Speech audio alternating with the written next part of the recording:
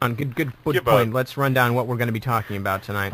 In a general sense, here's what we're going to be talking about. The first of the programs that we did on terror, and it should be said that with tonight's broadcast, as with the others, there will be strong areas of bleed over, so to speak, and that's an appropriate term given the deadly instincts of the people we're talking about. There will be a strong amount of bleed over from the various lines of demarcation that we have set out for the programs. Although the first part of our series was on the drug connections, the next three on the terror connections. In fact, the drug and terror connections are inseparable. We're distinguishing between them primarily for conceptual purposes because the working capital from the narcotics traffic engaged in by the members of our intelligence community, whom the Christic Institute have termed the secret team, has provided the working capital for the various machinations and skullduggery, which will occupy a large part of has occupied most of our attention in the three parts we've dealt with on terror. Now, in the second program, Radio Free America number 30, the first of our programs about terror, we talked about the Triple Wilson team. We've talked about them perhaps ad nauseum for some of our listeners. We've been focusing on them for years, and we've been focusing on them because not only are they one of the prime movers in American national security policy, but specifically the main focus, the main stock and trade of the Triple Wilson team has been the exportation of terror. Many of the terrorist groups and elements that have been invaded against so heavily by the Reagan administration have in fact been actively armed and trained and at times protected by this very administration. The scenario that we've introduced very often, and it will come home in a very big way this evening, is that of the Reichstag fire. Basically provocation, setting up an incident in order to discredit one's enemy and to serve, first of all, as a pretext for the restriction of civil liberties here at home and military adventurism abroad. One might take a look at our growing naval presence in the Persian Gulf to attest to how effective a policy that can be when properly executed. Now, the second, we left off with the Triple Wilson team in Radio Free America number 30. In our last program, Radio Free America number 31, we began focusing on the systematic use of terror as a strategic instrument by the elements of the secret team. We focused on what appears to have been a destabilization of the Carter regime almost from the very beginning. The Carter administration made a number of changes which were not pleasing to various members of the secret team. They withdrew their financial support from the mullahs in Iran. Previously, the CIA had paid a $400 million annual subsidy to the religious leaders in Iran to keep them off of the Shah's back. Members of the secret team were heavily involved with the security for the Shah. In addition, one of the people looming large in the background, namely Henry Kissinger, and his scion, in a sense, his financial scion, David Rockefeller, were very much involved with the Shah's economic situation. The Shah banked his enormous oil profits with Chase Manhattan Bank. We took a look at such things as the apparent deep sixing of the hostage. First of all, actually, we took a look, first of all, at what appeared to have been attempts to get the hostage crisis into effect in the first place. The bad advice given Jimmy Carter by David Rockefeller and Henry Kissinger to bring the Shah to the country in the first place. It was well known that this would produce the hostage crisis. We then took a look at apparently successful attempts to sabotage the attempt to rescue the hostages in April of 1980. We then took a look at a deal cut to avoid what the Reagan team, or an apparent deal, I should say, cut to avoid what the Reagan team viewed as a possible October surprise, namely some sort of stratagem by Jimmy Carter in October of 1980 which would have gotten the hostages freed and thereby assured his re-election. It appears that members of the secret team, which were to move on into the Reagan administration, committed treason and deliberately negotiated with America's enemies in order to sabotage the political fortunes of the Carter administration. We left off the broadcast last time by taking a look at a contingency plan to set up martial law in the United States. This particular plan was known as Rex 84 and would have been put into effect during a number of possible scenarios. The possibility of a racial uprising in the United States, the possibility of widespread resistance to a foreign invasion in the United States, or the occurrence, one should say, or the arrival of large-scale terrorism in the United States.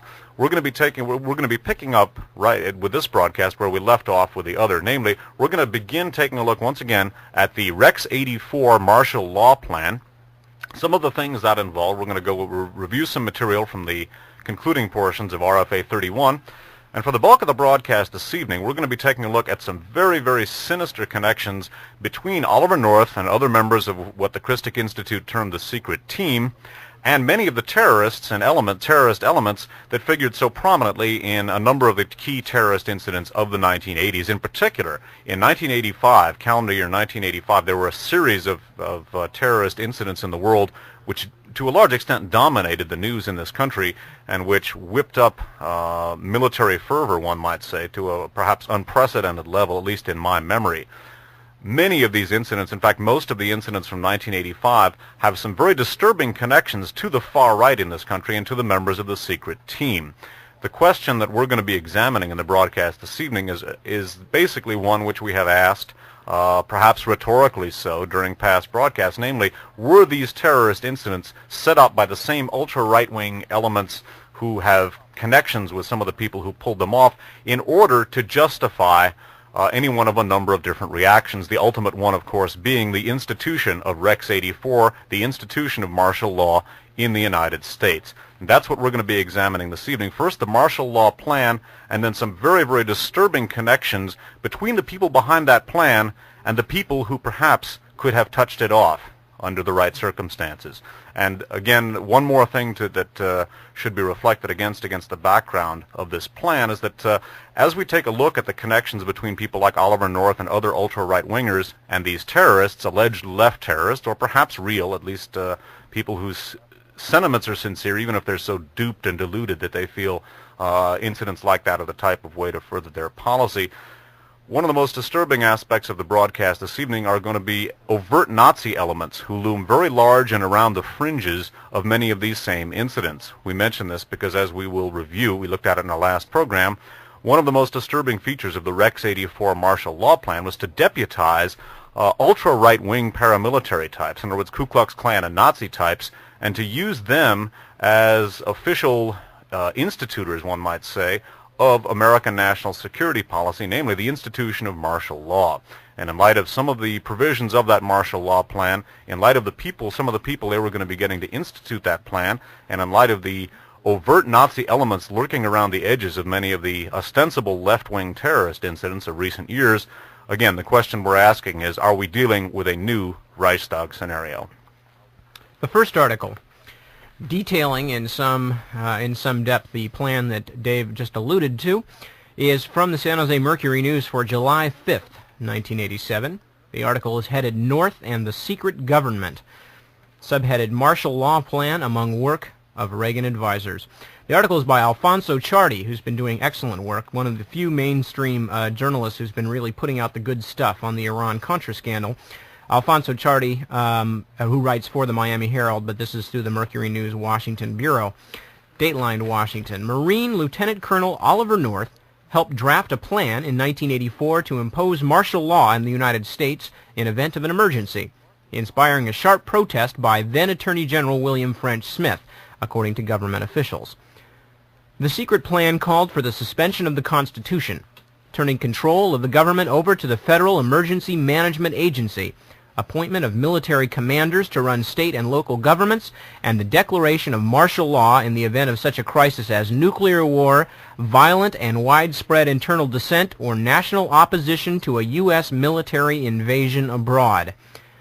North's involvement in a proposal to radically alter American government by executive order in a time of crisis is evidence that he was involved in a wide range of secret activities, foreign and domestic, far beyond the Iran-Contra affair, according to officials. The chief counsel of the Senate Iran-Contra Committee has declared in an unreleased memo that North was at the center of what amounted to, quote, a secret government within a government, unquote. Skipping down. The contingency plan was being written as part of an executive order or legislative package that Reagan would sign and hold within the National Security Council until such time as a severe crisis arose, an administration official said. It is not known whether Reagan signed the plan.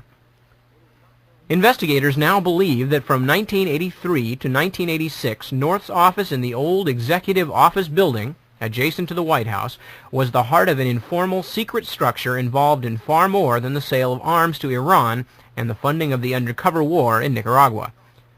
North's influence within that secret structure was so great, the sources said, that he was able to have the orbits of sophisticated surveillance satellites altered to follow Soviet ships around the world, call for the launching of high-flying spy aircraft on secret missions over Cuba and Nicaragua, and become involved in sensitive domestic activities. Some of Reagan's closest friends and advisors, including former National Security Advisor William Clark, the late CIA Director William Casey, and Attorney General Edwin Meese, were part of that informal secret structure, according to several congressional investigators and government officials. Skipping down. But according to the sources, the administration's propensity for secret activities may have had its beginnings in an October 1980 decision by Casey, then Reagan's campaign manager, to create a so-called October Surprise Group to monitor President Jimmy Carter's feverish negotiations with Iran for the release of 52 American hostages. The group, led by campaign foreign policy advisor Richard Allen, was founded out of concern that Carter might pull off an October surprise, such as a last-minute deal for release of the hostages before the November 4th election. One of the group's first acts was a meeting with a man who claimed to represent Iran and who offered to release the hostages to Reagan. Allen and another campaign aide, Lawrence Silberman, in April told the Miami Herald of the meeting and said that McFarlane, then a Senate Armed Services Committee aide, arranged and attended it. McFarlane later became Reagan's national security advisor, and in 1986 played a key role in the Iran-Contra affair. Allen and Silberman said the offer, which they said they rejected, was aimed at ensuring Reagan's victory. Congressional investigators now link another well-known campaign incident, the theft of confidential briefing materials from Carter's campaign before the October 28, 1980 Carter-Reagan debate, to the same secret group. The investigators now believe that Casey somehow obtained the materials used to brief Reagan on what Carter was likely to say and passed them to James Baker, another top Reagan campaign aide who in Reagan's first term served as White House Chief of Staff. Okay, so what we're talking about here, the plan, which as we'll see later came to be known as Rex 84, was a plan put together by, among other people, Oliver North, William Clark, Edwin Meese, and Bill Casey, the late Bill Casey, of course, who's not around anymore to talk about his part of the affair, and was planned to go into effect under a number of circumstances, but the most interesting for our purpose are the 1, widespread internal dissent, and B, specifically political opposition to an invasion by U.S. military forces. Again, the Reagan administration, being the kind of folks that they are, have learned some lessons, and one of the lessons they learned was how an outraged populace could gum up the works for a lovely military adventure like Vietnam. And the Reagan administration, if they were going to go to war with Nicaragua, was not going to have to put up with such irritations as dissent at home and the free expression of political opposition. It's worth noting, too, because one of the things that we discussed at the end of Radio Free America number 30, our first program on the terror connections, was a plan. First of all, we talked about the Lepenka bombing itself, in which Aiden Pastora, who, although he was opposed to the Sandinistas, was equally opposed to the Contra factions themselves, primarily because of the fact that their leadership were all former Samosistas. And in large measure due to the fact that he refused to cooperate with the CIA, members of the secret team apparently set off a bomb. I say apparently because it has not yet been settled in American court, but they set off a bomb in an attempt to kill Aiden Pastora that was initially blamed on the Sandinistas and was being used as yet another piece of propaganda to make that regime look bad. One of the things that we spoke about also at the end of Radio Free America number 30 was a proposed plan by this same secret team to blow up the U.S. Embassy to Costa Rica, killing the United States ambassador to that country, Louis Tams, himself a collaborator with many members of the secret team, and then blaming that on the Sandinistas and using that as an excuse to invade Nicaragua. One of the things that emerged during the public hearings this past spring and summer was that Oliver North also had envisioned what he called an Alamo scenario, to get the Contras involved in a big battle where they would lose a lot of men, they would take heavy casualties, this again to instigate an overt U.S. military invasion of Nicaragua. Had there been widespread public opposition to that invasion, and there are strong indications that there would be, more than 70% of the population of this country opposes Contra aid, then the Oliver North scenario to institute martial law would have been placed in effect. Now, martial law and the Reagan administration are two things that are not strangers to one another. One of the things that we focused on in considerable measure in Radio Free America number 23 was the apparent deliberate use of terrorism when Ronald Reagan was governor of California in order to do just this sort of thing, to drive popular political sentiment to the right and to create a social and political environment conducive to the institution of police state tactics. Many of the terrorist incidents which plagued California under the Reagan administration, notably the Symbionese Liberation Army, appear to have in fact been put together by the national security establishment and the police in order to effect a right-wing takeover, if you will. Among the plans that were worked on by members of the Reagan gubernatorial administration, who later moved up into the Reagan presidential administration, was the Operation Cable Splicer and Operation Garden Plot, which were the California and national scenarios, respectively, for the institution of martial law in the United States in the event of widespread domestic disturbance. Many of the same people involved with the California plans moved up with Ronald Reagan into Washington, D.C., and were involved with the planning and possible execution of Rex 84. Rex 84 is the formal name for this martial law plan, and we're going to review some information that we presented in our last broadcast on the subject. This is the description of Rex 84 as it comes from the Sheehan Affidavit. The Sheehan Affidavit is Daniel Sheehan's affidavit, he being the point man at the present time for the Christic Institute, a public interest law firm who is filing suit on behalf of Tony Abergan and Martha Honey, the victim and wife of the victim from the Lepenka bombing. Reading now from the Sheehan Affidavit. At the end of March of 1984, I communicated to sources number 4, 5, and 6, and 7, the information communicated to me earlier in March by Protestant minister source number 1, and I asked them to ascertain for me the source of this accusation that the Catholic Church participants in the sanctuary movement were somehow involved in smuggling into the United States known communist terrorists, unquote, who planned to form themselves once inside the United States into military cadres to undertake the launching of military assaults against U.S. military installations, domestic communication centers, and domestic water resource systems, in the event that President Reagan deemed it necessary to initiate direct military action by U.S. forces in Central America, either in El Salvador or in Nicaragua. During the second week of April of 1984, I was informed by source number 4 that President Ronald Reagan had, on April 6 of 1984, issued National Security Decision Directive number 52, authorizing Federal Emergency Management Agency Director Louis O. Giuffrida, Giuffrida, and his deputy Frank Salcedo, Salcedo, to undertake a secret, nationwide readiness exercise codenamed Rex 84. This exercise was to test the readiness, unquote, of the Federal Emergency Management Agency to exercise civilian supervisory authority over Defense Department personnel, the personnel of all 50 state National Guard units, and numerous state-based State Defense Force units, which were to be established at the behest of FEMA by state legislative enactments, in the event that President Reagan chose to declare a, quote, a state of domestic national emergency concurrent with the launching of a direct United States military operation into Central America. This military operation was to be codenamed Operation Night Train. According to source number 4, the mission of the FEMA operation to be tested pursuant to this Rex 84 readiness exercise was twofold. First, the Federal Emergency Management Agency, after deputizing all Department of Defense personnel and State National Guard personnel, ostensibly so as to make such personnel civilians and to thereby avoid violating the congressionally enacted Posse Comitatus Act, would undertake to test its ability to seek out and to take into custody some 400,000 undocumented Central American aliens throughout the United States, and then to intern said Central American aliens in 10 military detention centers to be established during this Rex 84 readiness exercise at 10 U.S. military bases throughout the United States. I would take note there of the fact that there were to be 10 military bases and detention centers throughout the United States. We'll touch on that later.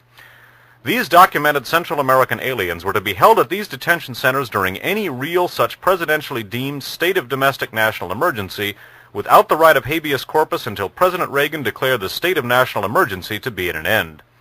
This second mission of the FEMA operation to be tested pursuant to this Rex 84 readiness exercise was the distribution by FEMA from U.S. military bases under the supervision of the United States Department of Defense through the State National Guard units down into the hands of the civilian, state legislature-created state defense forces of hundreds of tons of small arms and ammunition, ostensibly to be used by their civilian law enforcement deputies to enforce domestic laws during the pending of the presidentially declared state of national emergency.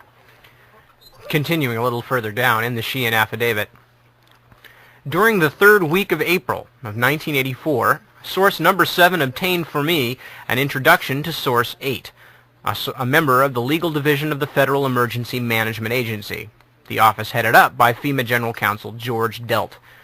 Source 8, who was known by Source 7 to be an honest and trustworthy source of information based upon Source 7's direct experience with him, was shocked that I had such accurate information concerning the content of Presidential National Security Decision Directive Number 52.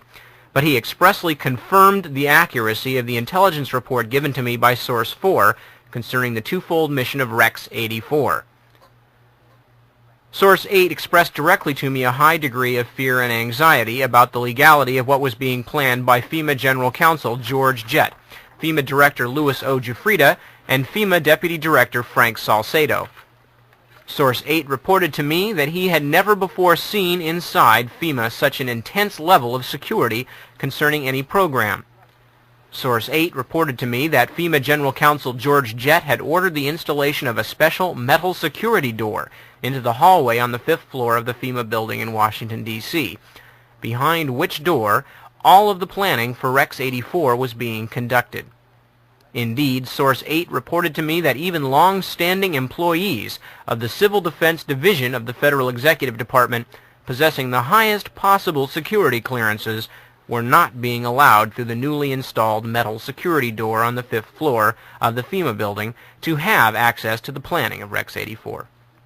Source 8 reported that only FEMA Director Louis O. Giuffrida, his Deputy Director Frank Salcedo, FEMA General Counsel George Jett, spelled J-E-T-T, and a few other men whom Source 8 noticed all wore a small red Christian cross or crucifix pin on the lapel of their suits, were even allowed through the metal security doors on the 5th floor of the FEMA building to have access to Rex 84. Through a source number 9, I was able to obtain a series of federal documents from inside FEMA, which tended to confirm the above-reported description of the FEMA activities reported to me during April of 1984. In early May of 1984, I was supplied by source number 4 with a number of documents describing in some detail a project supervised by then Special Assistant California State Attorney General Edwin Meese, codenamed Project Cable Splicer. This project, undertaken by Edwin Meese under the direction of then California Governor Ronald Reagan, took then California Organized Crime Training Institute Commandant Louis O. Giuffrida from his post in San Luis Obispo and made him the commanding general of the California State National Guard. At the California Organized Crime Training Institute, Commandant Louis Giuffrida had been the instructor in civil disorder control. As commanding general of the California State National Guard, Louis Giuffrida coordinated Project Cable Splicer for Special Assistant Attorney General Edwin Meese and Governor Ronald Reagan.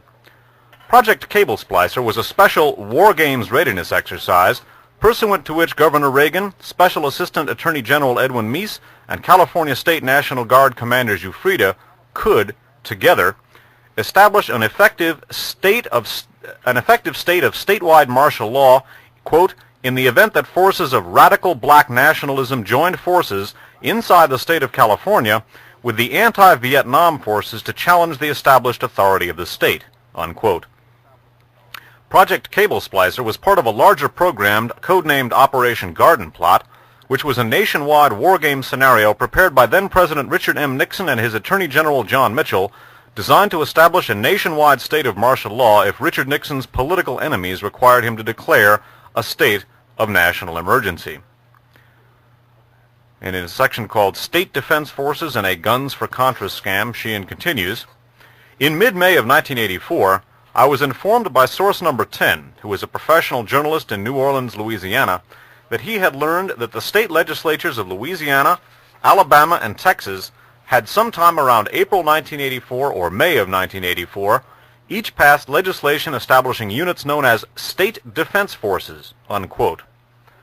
Source number 10 informed me that he was extremely concerned about this because the only people in Louisiana, Alabama, or Texas who seemed to have heard of the passage of these statutes and who were therefore signing up to join these state defense forces were ultra-right-wing paramilitary survivalist types or soldiers of fortune types who were being advised to sign up for these state defense force units at weekend survivalist training centers or ultra-right war game schools. Source number 10 informed me that this concern on his part had caused him to undertake an investigation to ascertain what was going on regarding the state defense force units in Alabama, Louisiana, and Texas. Source number 10 informed me that he had discovered that a group of men in Texas who had all signed up for the Texas units had been expelled by the Texas National Guard for being too radically right-wing. This investigation led him to a Louisiana State National Guard colonel, source number 11. Source number 10 informed me that this Louisiana State National Guard colonel had informed source number 10 that the State Defense Force unit in Louisiana was, in the near future, this being in May of 1984, going to be receiving a large quantity of small arms and ammunition in some kind of war game activity supervised by the federal government, but that the State Defense Force in Louisiana was only going to have to give back half of the arms and ammunition received in the war games. The half which were left with them were going to be smuggled out of the country to the Contras in Central America. Well, that, in a nutshell, is this Rex 84 readiness exercise, the martial law plan that was being readied by this administration.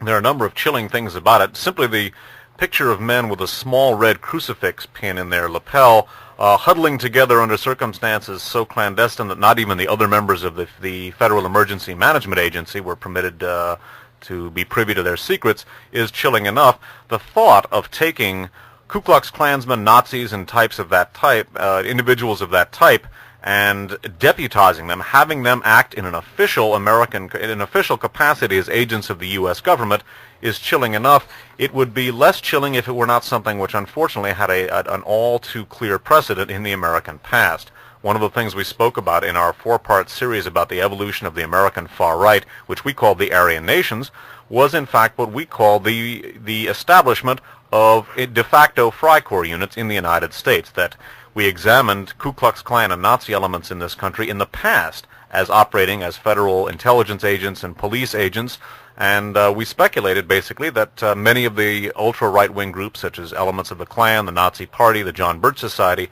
were in fact operating as a Freikorps, as an underground extension of the U.S. national security establishment, in much the way that the organized murder gangs of the German army in the early 20s systematically eliminated the democratic leadership of Germany, paving the way for Hitler's rise to power. And at the conclusion of our four-part Aryan Nation series, at the end of Radio Free America number 13, we took a look at the Reagan administration as what we termed the ultimate exponent of Freikorps methodology, and specifically took a look at Oliver North and his use of elements of the World Anti-Communist League and other institutions, which could be described as explicitly fascist in order to further the aims of the U.S. national policy. Indeed, and speaking a little bit more of Oliver North and his particular foreign policy aims and the aims of those like him, a well-written piece by Alexander Coburn appeared in These Times for July 22nd, 1987. This particular article was provided to us by Mae Brussel. The article is titled Homegrown Fascist. I believe it also appeared in some other publications, notably The Nation. Homegrown Fascist, Alexander Coburn. Oliver North is a true memento of the Reagan era, and indeed of the president himself. He has Reagan's own capacity for the vibrant lie, uttered with such conviction that it is evident that formidable psychic mechanisms of self-validation have in that instant convinced the liar, Reagan, North, that what he is saying is true. But on display last week in Congress was something more disturbing than a mere deceiver. The cocksure, edgy, ingratiating profile of an all-America 80s-style fascist. The fascist has absolute moral assurance that his lawlessness is lawful, that though he, quote, gets things done, he is following orders. that all impediments in his path, legal or moral, are obstructions erected by hostile conspiracy. Colonial wars are notable forcing beds for the development of the fascist personality, particularly if such wars end in defeat for the colonial or imperial power. France's defeats in Vietnam and Algeria enriched the already muscular tradition of Gallic fascism, and, in a different idiom, the U.S. defeat in Vietnam produced a crop of officers brooding on the, quote, stab in the back by effete civilians at home. It is entirely characteristic that North should have been part of the team drafting a secret plan to run the country by martial law. This phase of his activities occurred between 1982 and 1984, according to stories, particularly in Knight Ritter's papers, based on material developed by the Iran-Contra Committee staff. North's first assignment at the National Security Council in 1981 had been to carry the, quote, football, the briefcase carrying the plans for fighting a nuclear war that accompanies the president wherever he goes. Those who like thinking about the unthinkable might ponder this parable of impending nuclear disaster. A president who has frequently expressed the view that the, quote, apocalypse may occur, quote, in our lifetime, trailed by the football-carrying North with his own history of mental instability. In the following 2 years, North was the NSC's liaison with the Federal Emergency Management Agency, revising contingency plans to deal with nuclear war, insurrection, or major military mobilization. North and the FEMA folk settled down happily to develop scenarios of total control. FEMA's director at the time, Louis Giuffrida, had attended Army War College in Pennsylvania in 1970 and written there a paper advocating martial law in case of a national uprising by black militants, along with roundup and transfer to, quote, assembly centers or relocation camps, unquote, of at least 21 million American Negroes, unquote.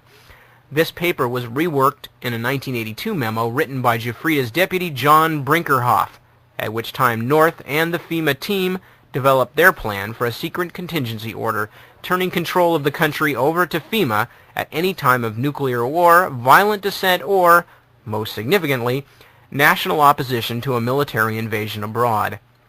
FEMA would supervise appointment of military commanders to run state and local government.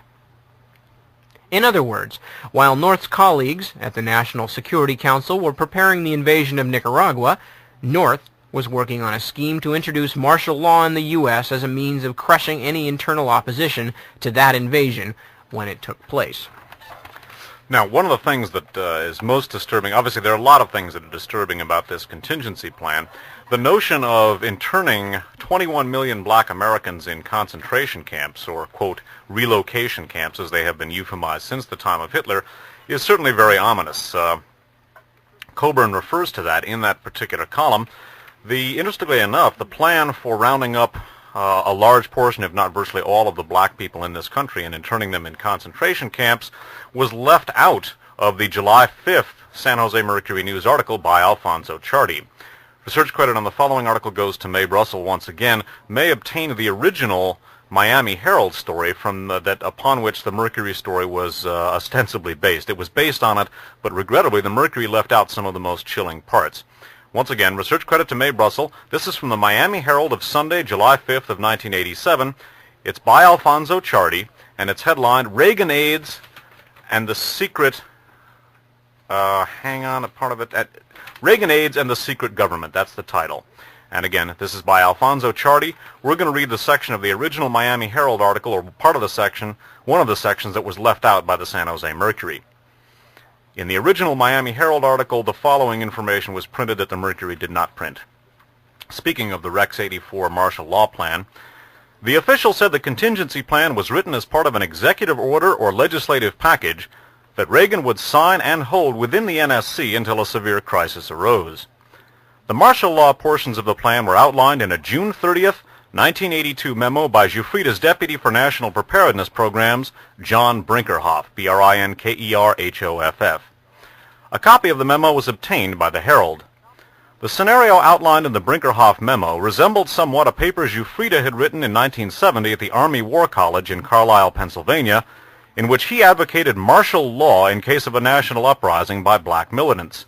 The paper also advocated the roundup and transfer to, quote, assembly centers or relocation camps, unquote, of at least 21 million American Negroes.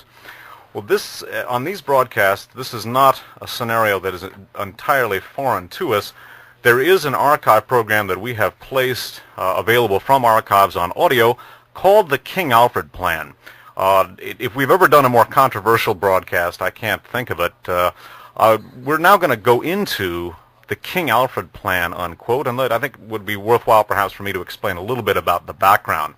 In 1967, there was a novel published called The Man Who Cried I Am, authored by a man named John Williams.